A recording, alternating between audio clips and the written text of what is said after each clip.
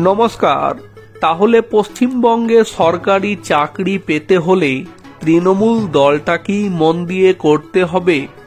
যেখানে পশ্চিমবঙ্গে তৃণমূল সরকারের সময়কালে এত বিপুল পরিমাণে দুর্নীতি হয়েছে যে কারণে যোগ্য ছেলে মেয়েদেরকে রাস্তায় বসে দিন কাটাতে হচ্ছে।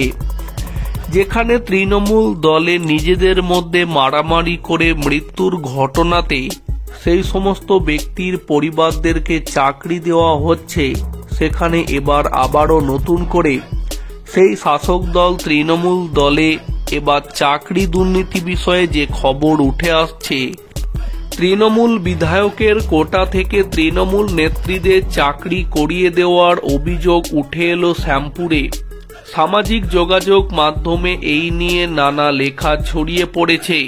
তবে বিরোধীদের অভিযোগ, কোনো রকম পরীক্ষা ছাড়াই অঙ্গনওয়াড়ি কর্মী পদে নিয়োগ করা হয়েছে কয়েকজনকে। তারই মধ্যে আছেন খোদ পঞ্চায়েত সমিতির শিক্ষা কর্মাধ্যক্ষ আর ওই সমিতির সভাপতির মেয়ে।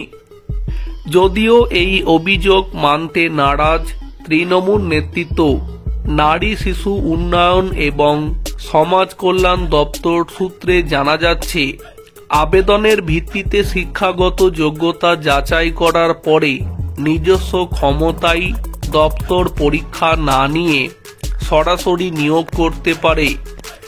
বিধায়কও এক্ষেত্রে তার কোটা ব্যবহার করতেই পারেন।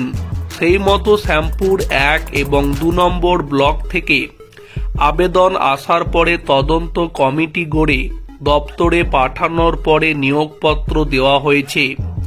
সম্প্রতি শ্যামপুর 1 এবং 2 নম্বর ব্লকের 6 জন মহিলা নারী শিশু উন্নয়ন এবং সমাজ কল্যাণ দপ্তরে অঙ্গনওয়াড়ি কর্মী হিসাবে কাজে নিয়োগপত্র পেয়েছেন।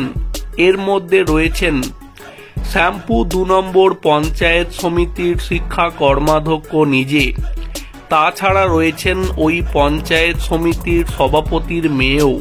বিরোধীদের অভিযোগ, কেবলমাত্র তৃণমূল নেতৃত্বকেই এই মনোনয়নের ক্ষেত্রে গুরুত্ব দেওয়া হয়েছে।